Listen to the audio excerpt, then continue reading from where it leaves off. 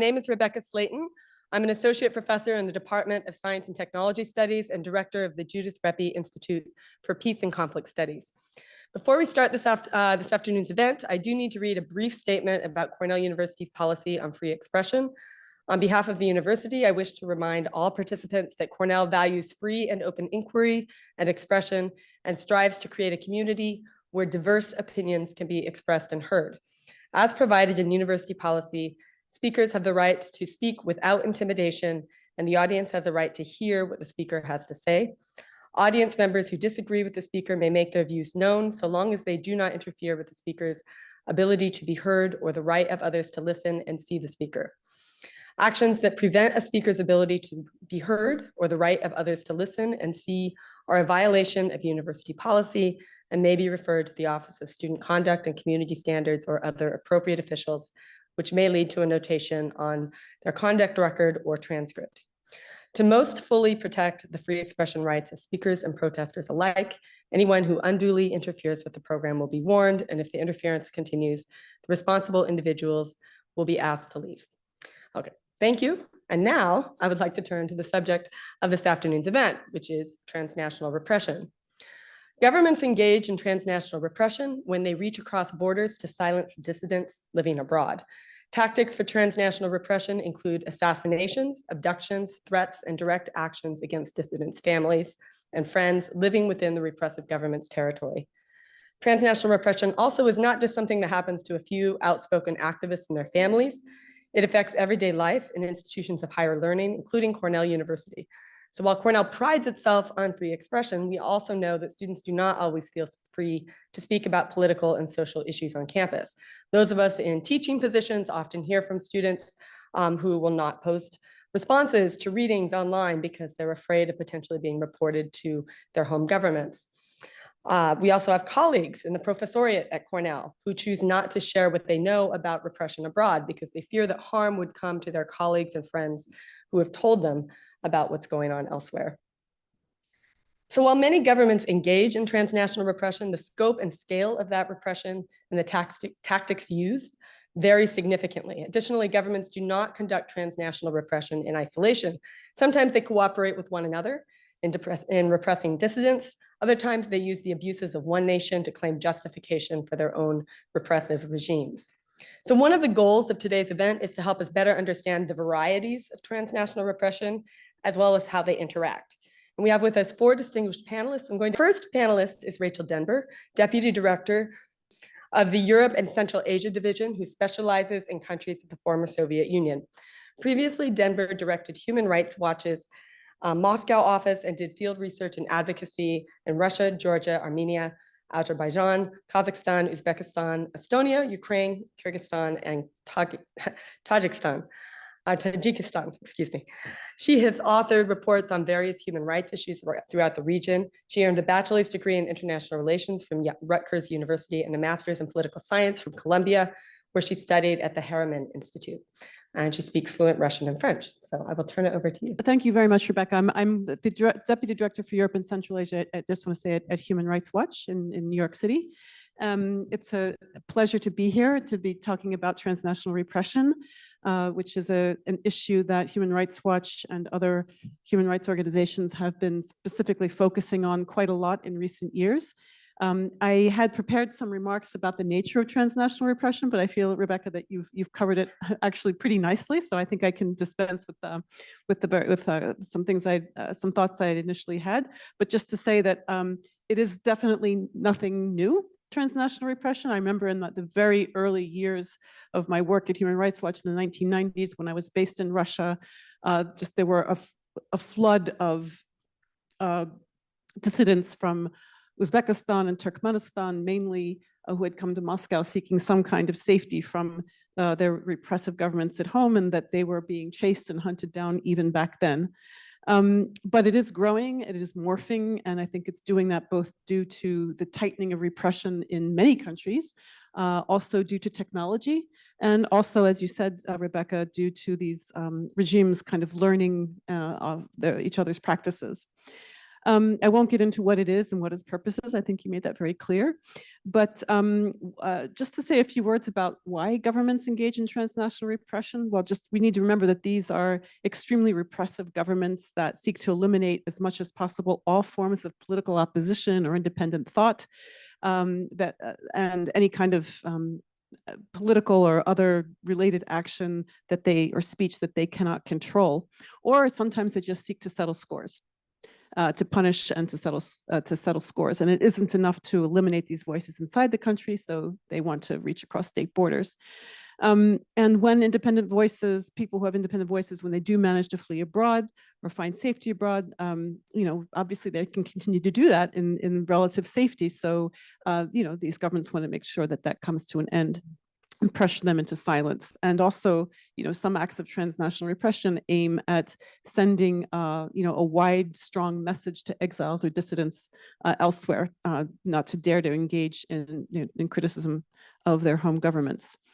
Who are the targets? So very wide range of people: journalists, human rights defenders, scholars, whistleblowers, indigenous rights activists. These are the communities of people whose against whom acts of transnational repression we have documented. Migrant workers who have become government critics, members of other members of diasporas, exiled communities. And family members of all of the above. And let me just say, I'm speaking about the countries that that we work on in the Europe and Central Asia division of Human Rights Watch. So I just want to put that caveat out there. I'm not talking that much about other countries, China in particular. I think we have other experts here who will take care of that. These leave individuals extremely vulnerable to find themselves and their families. They're caught in very vulnerable positions. It's tremendously stressful, anxiety-inducing to be in a state of constant upheaval, to scramble for your identity documents, scramble to find lawyers, urgent interventions when at the risk of detention, and obviously the intense worry for your families back home. Let me say a few words about some of the states in the Europe and Central Asia region that are avid practitioners of transnational repression. The ones that I'll focus on right now are Russia, Belarus, Tajikistan, and Turkmenistan, although we've documented instances of transnational repression by other countries, by Azerbaijan, Uzbekistan, Kazakhstan also, but these four countries are the ones I'd like to focus on a little bit right now. And first, I'd like to flag that in February, Human Rights Watch published a report on transnational repression. You can find it on our website, hrw.org. And we've been, like I said, we've been documenting instances of transnational repression for decades. I also want to make a big shout out to Freedom House, another US-based, a US-based human rights organization that has had a continuing and dedicated project that tracks transnational repression in a series of reports that they started publishing in 2021. Just notable that Freedom House found that of all of the countries that engage in transnational repression, that they have instances of which they have been documenting since 2014. They found that Tajikistan and Russia are two of the top 5 perpetrators of transnational repression overall since 2014. The others, I'm sure, will not be surprised. I think that the top winner in that category is China, also Turkey and Egypt. And also that Belarus is also now in the top 10. And then just to say that since in their most recent update, Freedom House found, based on acts of transnational repression in 2023, Turkmenistan also had the dishonor of being in the top 5. Let me focus a little bit on, maybe I'll just say a couple of words about Russia, Belarus, Tajikistan, and Turkmenistan for a moment, to just give you a little bit of texture before I get into the methods of transnational repression that they have been using, and then some policy responses that we've been recommending. Is that okay? I hope I don't go over 10 minutes, but you can stop me if I do, or give me a warning sign, and I'll talk New York City fast.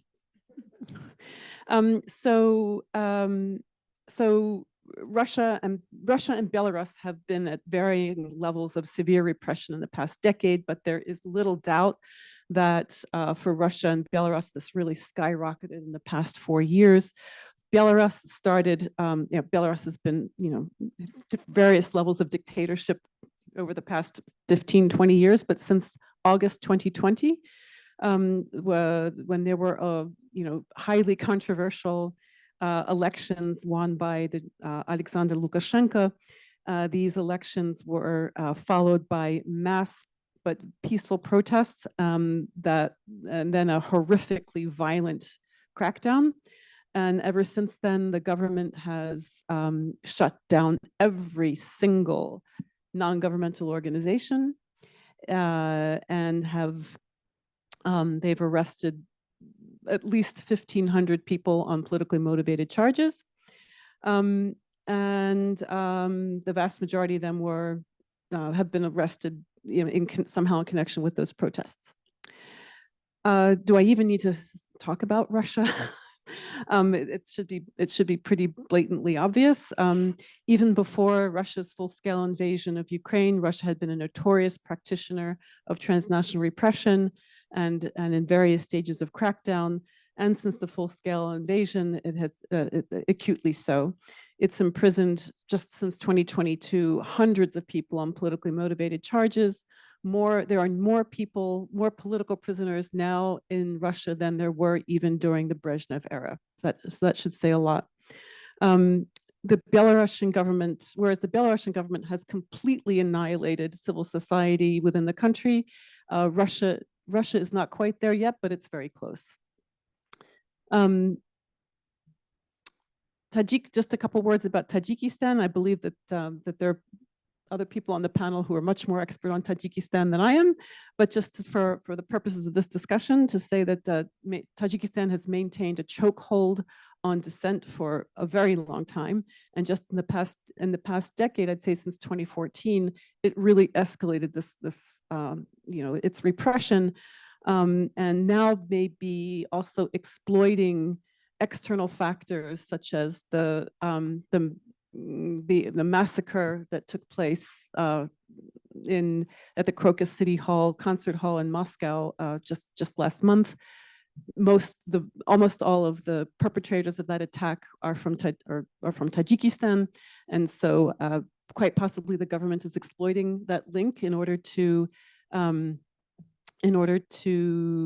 convince other governments abroad that Tajiks living there are terrorists, when in fact all they are members of several political opposition movements. But so yeah, over the years, Tajikistan has also forced hundreds of non-governmental organizations to close. It's arrested scores of journalists, bloggers, activists, religious organizations, and starting in 2014 and in 2015, they banned and labeled as terrorists or extremists 2 main opposition political parties / movements, the Islamic Renaissance Party of Tajikistan, and also a movement called Group 24, and you'll be hearing a lot about them in just a minute. They banned them as one is terrorist, the other is extremist, and sentenced their members in Tajikistan to very long prison sentences.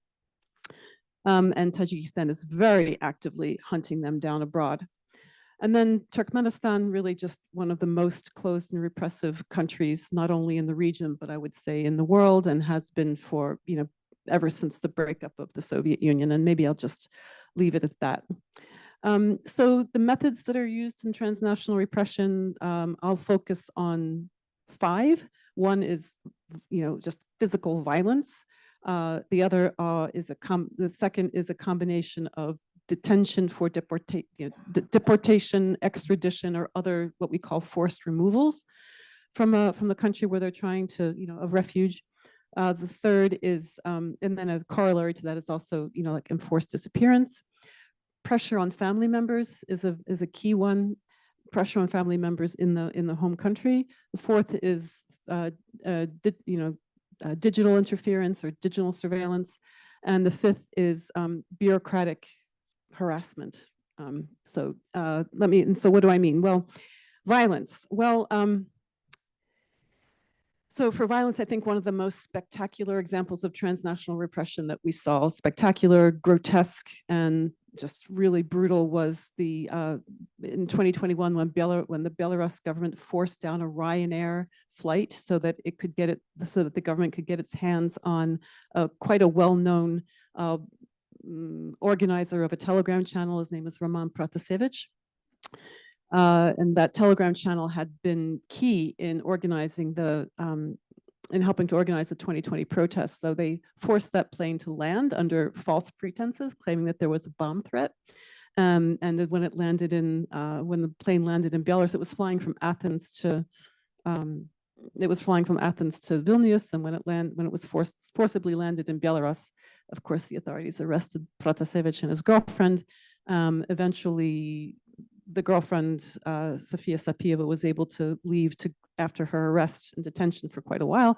She was forced to go to Russia, back to Russia, and Protasevich was convicted and then pardoned under some very suspicious circumstances. A few other examples of transnational repression are as sort of operatic and grotesque. So violent transnational repression. There are abductions, killings, and attacks. I really won't have time to spell them all out, sadly. I have 2 minutes or so. So abductions, killing, and attacks. So I documented one, a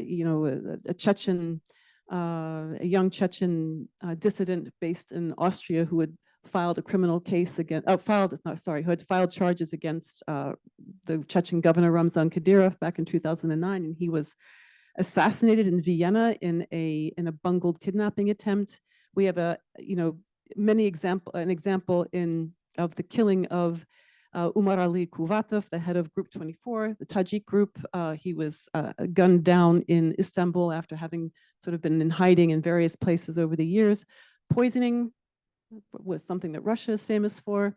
I think you know the famous cases, but maybe the cases that you haven't heard of involve a Russian independent journalist named Yelena Kostuchenko, who was poisoned in October 2022. Around that time, another Russian journalist in Germany. Around that time, another Russian journalist was poisoned in Tbilisi, and 6 months later, another one seems to have been poisoned in Prague. Other violence include beatings and threats. I won't get into them here. I think one of the biggest problems that we face, and I think numerically, this is probably one of the two instances that are numerically that it affects many, many people, and that's kidnapping or detaining people for extradition and extradition or deportation. Many cases. Sadly, I don't think I'll have time to get into them all, but in some cases are just completely outrageous, where people are just nabbed because there's what's called an Interpol red flag alert on them. The home country tells Interpol, please put this person on your list of people to get stopped at the border, and they're dissidents, they're critics, they're journalists, and they get stopped. Fortunately, in some cases, we're able to intervene so the person does not get extradited or sent abroad. They're sent home. We have too many cases in which people are sent back to Tajikistan when they, upon Tajikistan and Turkmenistan, and of course from opposition groups or people who were involved in religious organizations or just people who have gotten on the government's wrong side. And then when they arrive home, they are detained, beaten, tortured, and thrown into jail on false charges for very long periods of time. And then there are other cases I can mention, maybe in the QAA, of people who are facing these kinds of this threat and who are not in places like Russia or Belarus. They are in Western Europe and they still face extradition. We've had several very sad cases of Tajiks in Germany who have been sent back by the German government, sent back to Tajikistan, only then to be, to face unfair trial and imprisonment. And there are several in Lithuania now who are also facing, in Poland and Lithuania, Tajiks who are facing deportation or extradition. Many cases within Central Asia. I know I'm running out of time, so let me just say disappearances. I'll have to skip that. I think one of the most insidious tactics that the governments use is pressure on families of back home. Just today, Alexander Lukashenko made a statement that I think maybe he just knew that we were having this conversation today. But he made this statement, I'm going to translate it very badly. He said, everybody who today intends to attack Belarus, and attack Belarus means criticize Belarus, by the way. Anybody who intends to attack Belarus, don't forget, you are doing serious harm to your family members. Don't forget, you have property here. Well, you can forget about your property, but just forget about your property. You're never getting that back. But don't do harm to your relatives.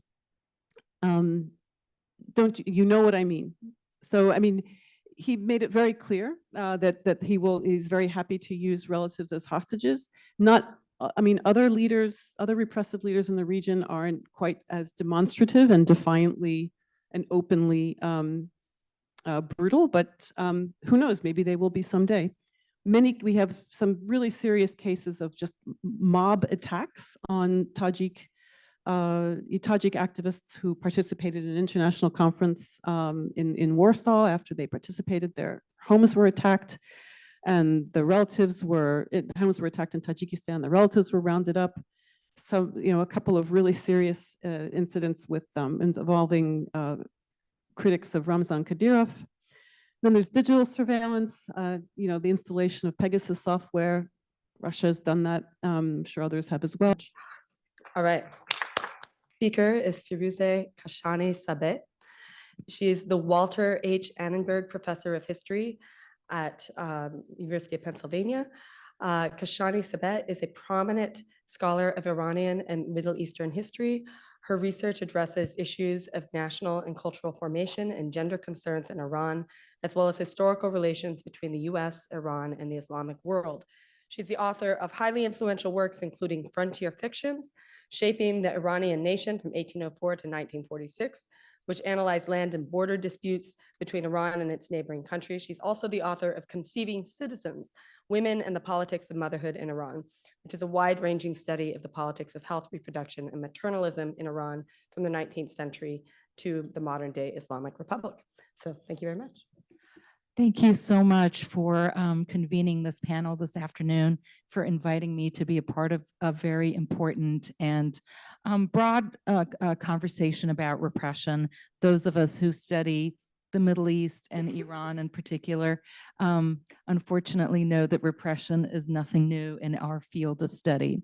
Before I begin, I actually want to take a moment to thank Roshan Khanum for sharing that very moving film last evening, which I found very provocative, but also so, as I said, so touching in its raw depiction of how repression really destroys so many lives across borders. And so thank you for bringing that to our attention and for sharing your life story with us. And I'm really sorry for the pain that you and your family continue to experience on this front. So I thought about how to present my comments today. I am a historian, so I'm going to be true to my profession, and I wanted to begin with a couple of historical observations. Many people know Iran from its past, its tradition of kingship. Its tradition of kingship is preserved in reliefs. Its tradition of kingship is preserved in museums. Not too long ago, I was a part of a conference in which an archaeologist said something very interesting, and it made a lot of sense to me, which was this: that when you look at some of the, those ancient reliefs of Iran and the Persepolis, one of the things that we're struck by is the orderly nature that society is, in which society is depicted. How was that order maintained? Was it really that everyone wanted to be orderly? And I think that even though we don't have documents, which we historians love, even though we may not have voices of dissent or resistance toward forms of control and order, we can surmise that human society in all its iterations experienced types of resistance against forms of repression that today are represented to us as order and the expanse of an imperial moment. So this tradition of kingship in Iran in particular, but in other both pre-Islamic and Islamic contexts, came with a couple of strings attached. And some of those strings were simply this, that an authoritarian society very much was put in place. We can say that in many ways, the ancient world had the fortune of not being confronted with facial technology, with other modes of surveillance that make it far more difficult to evade repression today. But the point I'm trying to make is that no order in the way that we see depicted can ever truly come about without some degree of force. And so that very much has been a part of the political history and a political sort of culture of Iran going into the 19th century in particular.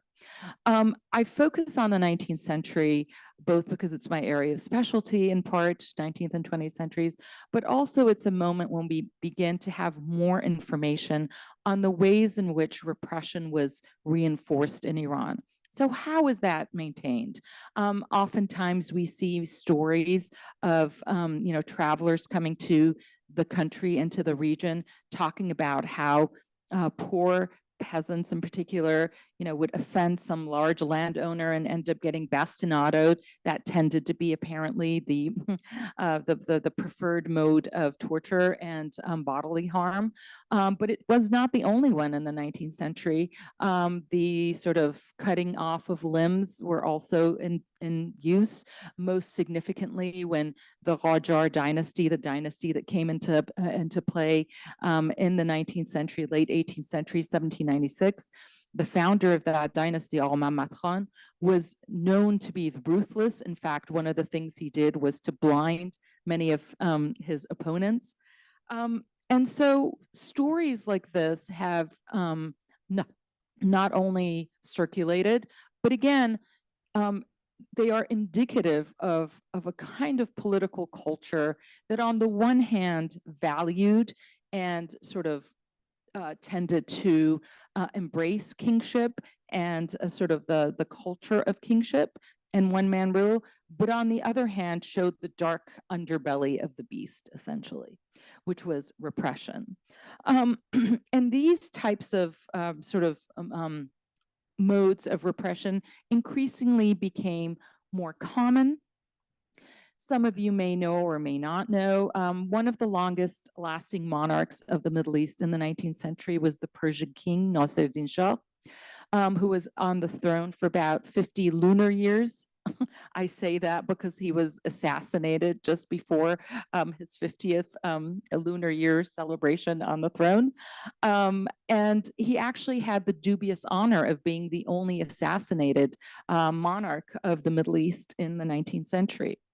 But what was interesting was that those who resisted his rule, including the person who assassinated him, he was the follower of a very enigmatic figure named Sayyid Jamaluddin Afghani, who traversed many of the different regions of the Middle East and India in this time period. He was actually in India during the Indian Mutiny.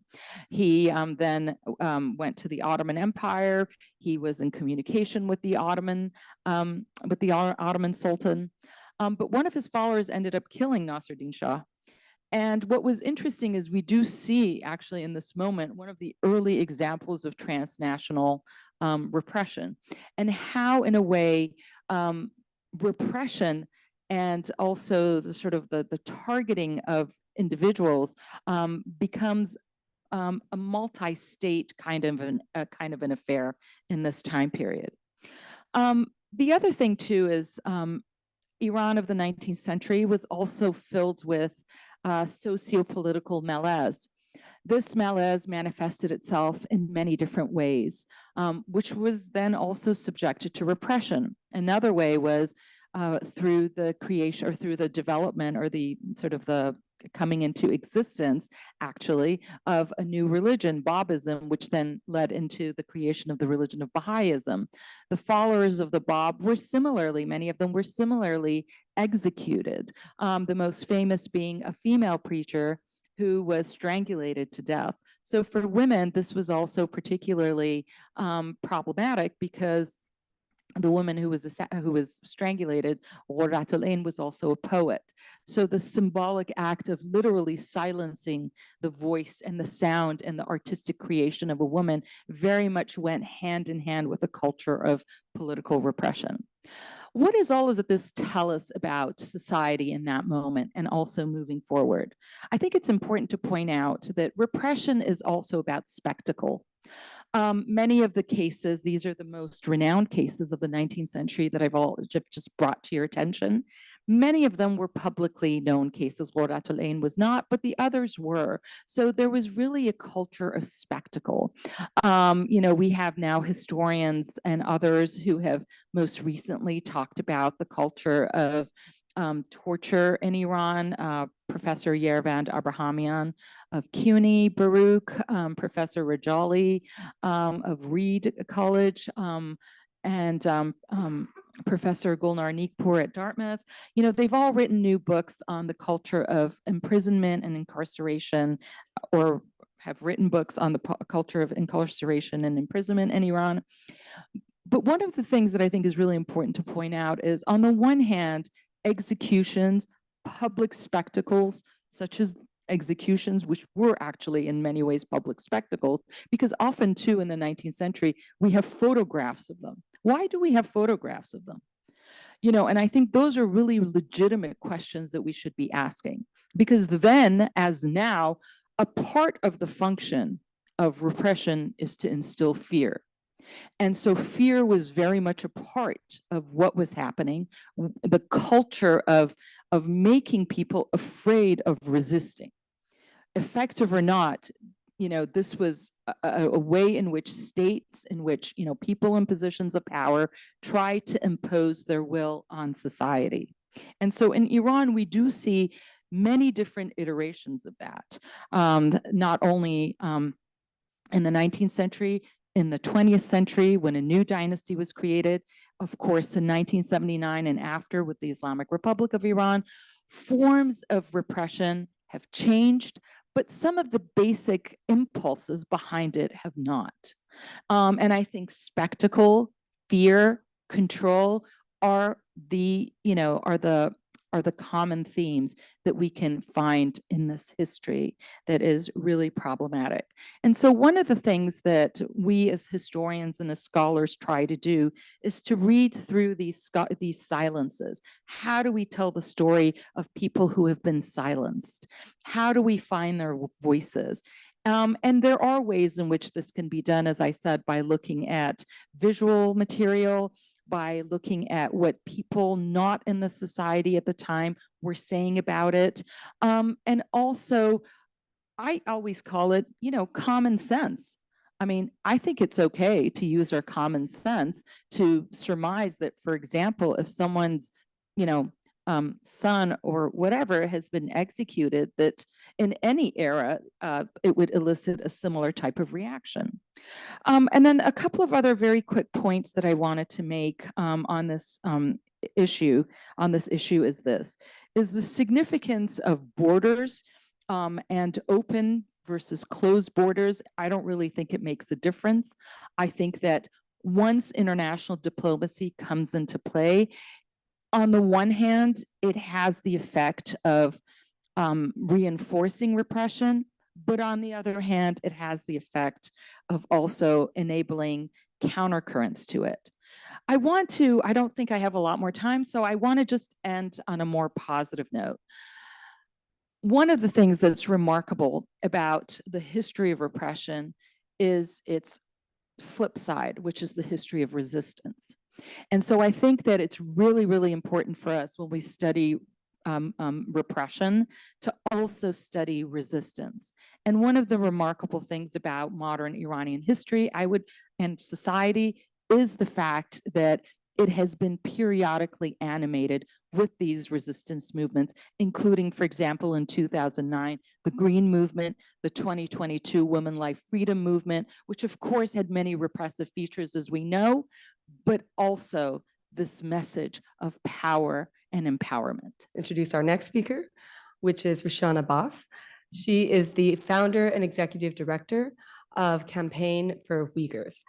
Rushan Abbas's activism started in the mid-1980s as a student at Xinjiang University, co-organizing pro-democracy demonstrations in Urumqi in 1985 and 1988. Since she arrived in the United States in 1989, Ms. Abbas has been an ardent campaigner for the human rights of the Uyghur people. Ms. Abbas is the founder and executive director of Campaign for Uyghurs and became one of the most prominent Uyghur voices in international activism for Uyghurs following her sister's detainment by the Chinese government in 2018.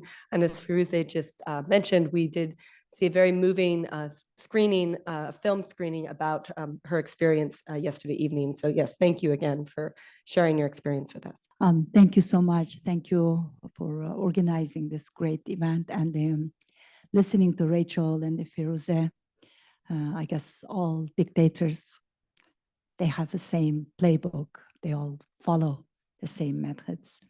As many of you are aware of what the Uyghurs are facing today, last 10 years or so, full-fledged genocide at the hands of the Chinese Communist Party. Our homeland is being called Xinjiang Uyghur Autonomous Region, which we call East Turkestan, geographical and historical and symbolic name for us. Xinjiang means new territory, a colonialist name, which we don't like to use. About a dozen parliaments around the world confirmed that what's happening in our homeland is genocide. Parliaments and the governments, actually, including United States and the UK and the Canada. Also, in 2022, the United Nations Human Rights Council did their report basically describing everything that we have been crying out loud for years. And they said that People's Republic of China's crimes against Uyghurs may constitute crimes against humanity. There are too many violations to list, but I'm just going to name a few. Mass detention, indoctrination, child abduction, forced sterilization, forced abortion, organ harvesting, forced marriages and modern-day slavery, and the mass surveillance system with a facial and the iris scanning, as well as voice and emotion recognition technology. For years, Uyghurs have been facing this well-documented genocide, but the long arm of Beijing's influence extends far beyond East Turkestan and even China's own borders. It reaches Uyghurs in diaspora through the transnational repression that everybody described very eloquently here. The CCP uses people on the ground, using phone calls, emails, social media, messages to intimidate Uyghur diaspora members. They systematically harass, threaten, or warn us to instill fear and to prevent us from speaking out. Amnesty International's recent report titled Nowhere Feels Safe interviewed people in 22 countries. 2/3 of these people gave interviews are scared and did not want to use their names because for the safety of their home family members back home. And also Sheffield Hallam University's report revealed that 2/3 of the Uyghurs living in the UK who were surveyed and have either been directly threatened or have experienced threats to their families. 4 out of 5 people in Turkey, there's about 60,000 Uyghurs live in Turkey. Every 4 out of 5 Uyghurs in Turkey have been received direct threats or threats to their families who are still living back home. And many of them are young students. And myself, actually, like Firuze just mentioned, I am speaking to you today at the cost of my own sister's freedom. About 6 years ago, I was just a mother with a professional career working as the International Business Development Director in Washington, D.C. And I never imagined that today I will be a full-time activist and going around the world trying to expose China's crimes.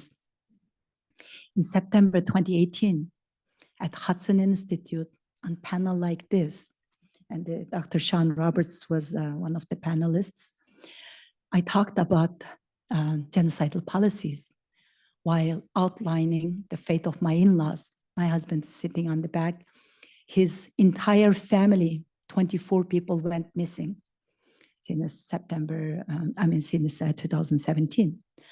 So 6 days after that, my own sister was taken from her home in Urumqi. She's a retired medical doctor, not a political person. And she came to visit us in the United States in 2016 and left, actually, thinking that someone like her that has nothing to do with politics, just law-abiding citizen, just living basic, ordinary life, she would be safe. But yet,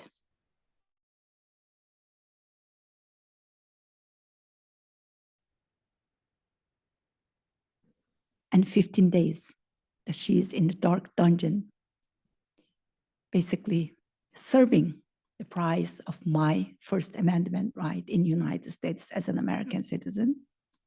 So my crime is speaking out against the eradication of my people.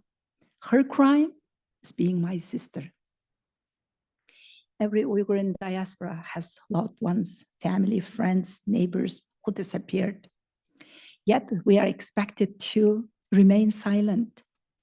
In the free world, the CCP knows no limits, no boundaries on whom they intimidate, harass, persecute, torture, and extort. And in era of instant communications, Uyghurs encounter radio silence when seeking updates on the well-being of their family members. My father-in-law, Abdul Karim Zikrullah Idris, whom my husband lost communications since 2017. He passed away in January 2023, but took us 7.5 months, August 15th last year, to learn that his father passed away.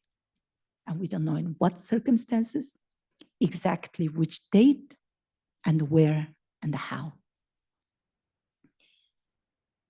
Due to my activism, I am targeted by pro-CCP individuals and even sometimes some Uyghurs in diaspora who may be coerced by the CCP, who's holding their family members as a hostage and forcing them to harass us or attack us.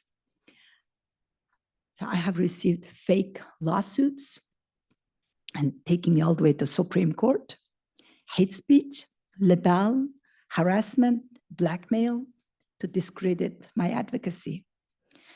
I had canceled speeches and the panels, attacks from students at universities across the US, from San Francisco to Harvard, and all over Europe, Australia. And I have been followed and threatened and verbally attacked on the streets of Tokyo, Jakarta, Sydney, San Francisco, New York, Boston. I must acknowledge that the Chinese people are also victims of the CCP, and they're also vulnerable to being coerced into those type of behaviors. And this is not just about the Uyghurs anymore, as I repeatedly say. Now the CCP is extorting its models for total control and its political values to the world. China's facial recognition technology is being implemented globally. Social media like WeChat and TikTok become a tool of repression as we give the Chinese government consent to access our contacts, locations, and chat histories. This January, a Chinese student supporting CCP from Berkeley College of Music was convicted for cyber stalking and threatening a fellow student who was advocating for human rights in China. The aggressor targeted the student through emails and social media, threatened to harm him, and even notified the Chinese security agencies about the student's family back home, back in China. And the last April, 2 CCP agents were arrested in Manhattan for running a covert Chinese police station to monitor and intimidate dissidents. And that's the 2 police stations in New York is 2 out of over 100 police stations around the world. The ones that we just knew about, and how many hundreds that still happening without people realizing.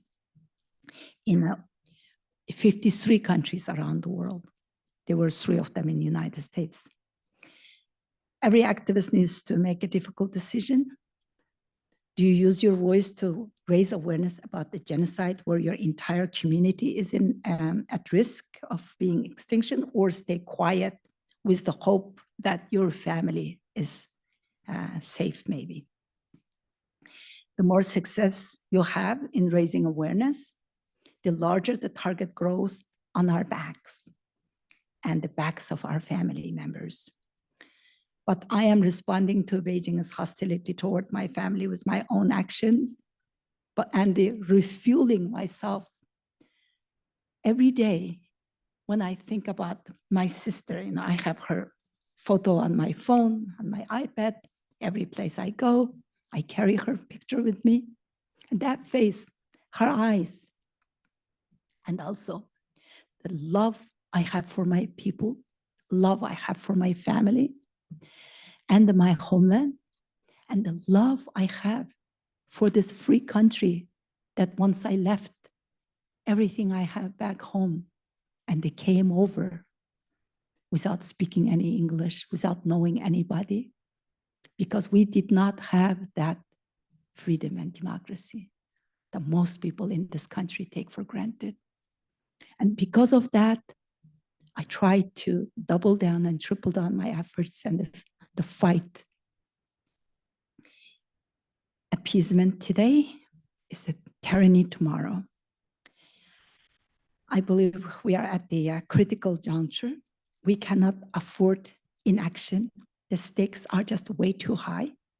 China's totalitarian regime has the means, the determination, and the strategy to extend its repression to a global scale. So what direction are we headed in? Please stand with me and ensure that the voices of the Uyghur people are heard, that their courage is speaking out against the extermination is honored, and we need the solidarity of our future leaders. I want to conclude my remarks by reading a quote from Dr. Martin Luther King Jr. Quote, "Injustice everywhere is a threat to justice everywhere. We are caught in an inescapable network of mutuality, tied in a single garment of destiny. Whatever affects one directly affects all indirectly," unquote. So let's act decisively now to safeguard the truth, human dignity, and the freedom for our future generations. Thank you.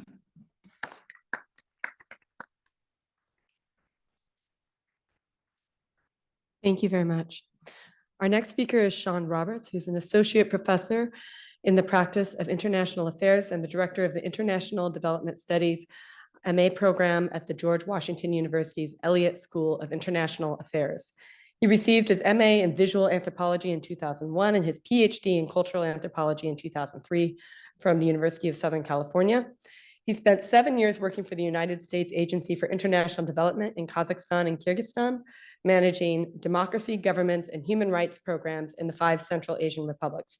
He's written extensively on the Uyghur people of China and Central Asia, about whom he wrote his 2020 book, The War on the Uyghurs. All right, thank you very much. I'm going to be talking also about Uyghurs, but I'm also going to be framing the transnational repression targeting Uyghurs in terms of some things that I think are influencing transnational repression globally. So first of all, for those of you who are not aware, this is the Uyghur region in China, and Uyghurs view this region as their homeland.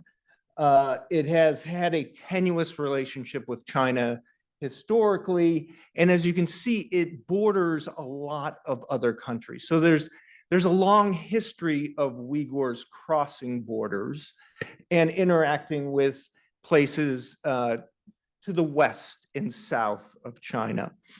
In terms of that, that geography and that history, one of the things that has happened historically is there's been kind of an ongoing conflict, tension between various states based in China and the inhabitants of this region. And that has included a lot of resistance, as we heard about, is a historical process that has long been ongoing, but that has forced a lot of Uyghurs out of this region. And in the early 20th century in particular, we have a large Uyghur diasporas forming in Turkey and in Central Asia in the former Soviet Union at the time the Soviet Union, and smaller ones developing in Australia, the Middle East, South Asia, US, and Europe. For a long time, I think the Chinese government was not too concerned about this diaspora because the Uyghur region in China was essentially impenetrable, beginning in the 50s, late 50s, early 60s, going to the 1980s. But as China opened up, you had more and more Uyghurs also traveling outside of China, and the Chinese government became increasingly concerned about those Uyghurs coming in contact with the Uyghurs in diaspora, who essentially became exiles because they had issues with the government in China. So in the 80s and 90s, we saw a lot of extraditions from Central Asia and Pakistan in particular. These are countries where Pakistan has a long relationship with China. The Central Asian countries, just in the late 90s, were developing strong relations with China. And extradition was the main source of transnational repression at that time. But I think the evolution since that time, I want to talk about 3 inflection points. The first one being the global war on terror, which I think impacted transnational repression globally in a lot of ways, beginning after 2001, after September 11th, 2001. And then in 2014, China declared a people's war on terror, which was primarily focused on Uyghurs. And that led to an increase in surveillance and extraditions from abroad. And finally, in 2017, as we heard from Rushan, we begin to see what I've termed the cultural genocide of Uyghurs, and that extended to the global population of Uyghurs. So the first inflection point, the global war on terror, I think that this had a lot of impact on transnational repression for several reasons. One, terrorists were a completely ambiguous enemy that was articulated in different places by different states in different ways. And they were always, regardless of how they were articulated, they were non-state actors and Muslim.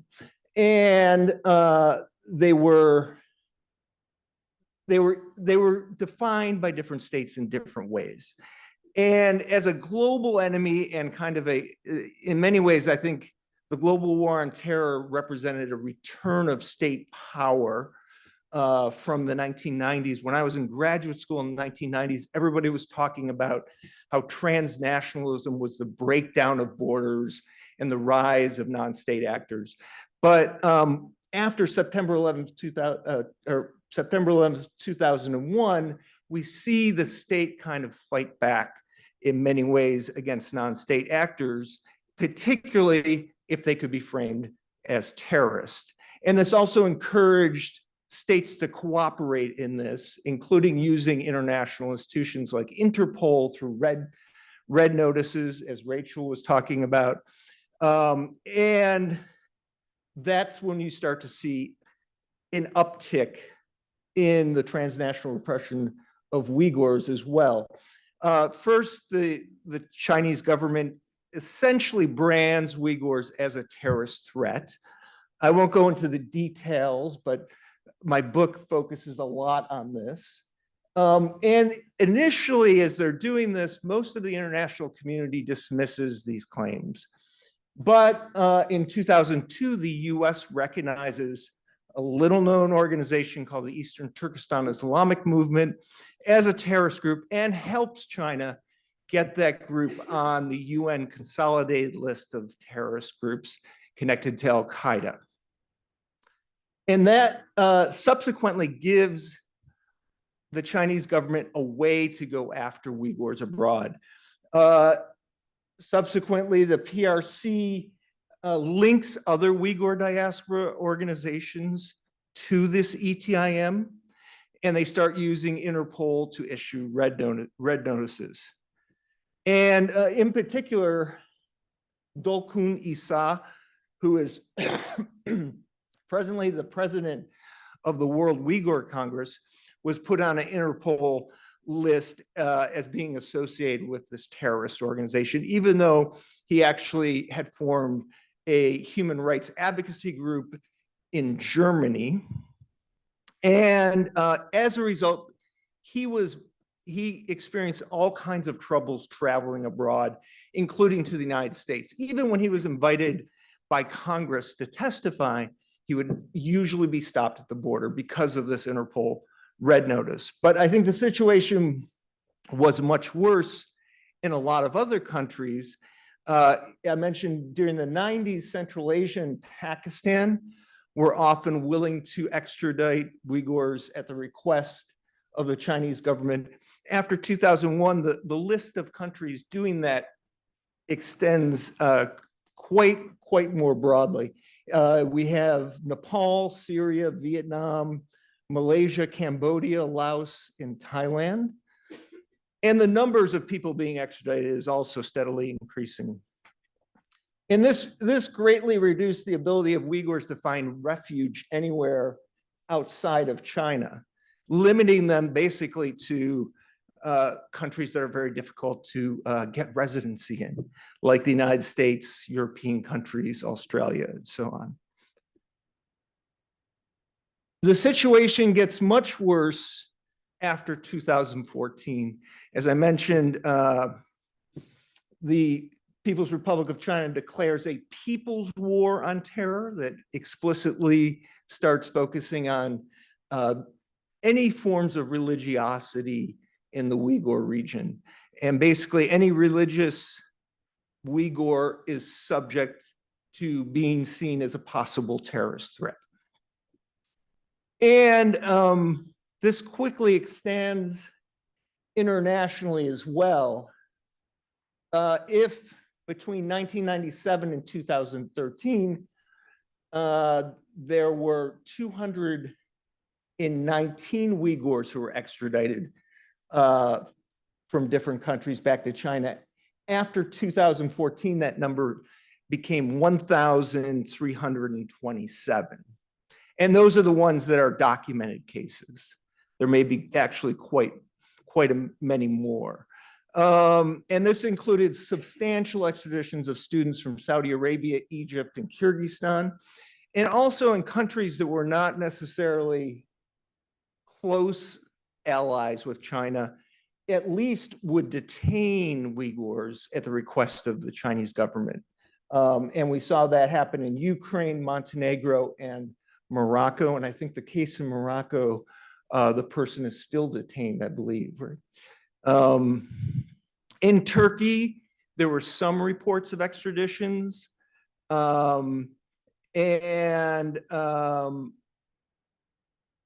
Those extraditions have been to Central Asia, to countries like Tajikistan and Uzbekistan, not to China, but that's presumably just a means to eventually extradite them to China. And all this was very much done under the banner of counterterrorism cooperation. So the final inflection point is the Uyghur cultural genocide, and this has already been explained by Rushan. And one of the things I think that happens post-2017, as the Chinese government's targeting virtually all Uyghurs inside China as potentially dangerous threats, that extends internationally as well. And also, it moves beyond extraditions to include the kind of harassment and intimidation and blackmailing that Rushan mentioned. So I found, for example, in 2018, talking to Uyghurs in Europe, almost all the people I talked to had been contacted by Chinese security organs, asking them detailed information about their daily life, where they lived, who they associated with. And essentially, this seemed to be building a database just like the one that the government was using inside China to track Uyghurs globally. And this trend continues. And in many ways, it's an unprecedented kind of transnational repression in the sense that it's explicitly racially profiled. Usually, transnational repression is focused on activists, but in this case, they wanted to silence all Uyghurs abroad because essentially all Uyghurs have similar stories to the ones that Rushan was telling us about. So actually, I want to finish with two things I think that are major drivers. I mean, if we think transnational repression has been with us for a long time. The Soviet Union had Leon Trotsky murdered in Mexico in 1940. And I'm sure we can go back into the 19th century and find similar examples, right?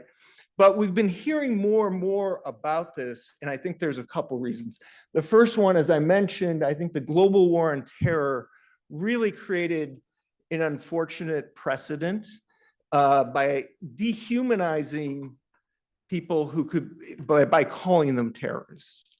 And that essentially was racially or at least religiously profiled in terms of Muslims being suspected of being terrorists. And that gave a lot of leeway to start using international mechanisms, interactions between states to extradite people, to detain people, to harass people. The other thing I think is the proliferation of transnational communication and surveillance technology. And that really leads us to this kind of harassment that Rushan was talking about.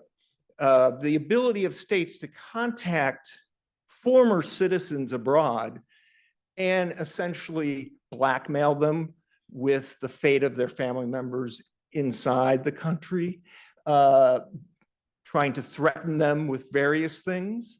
And I think that this is something that has really changed the geography of transnational repression more generally.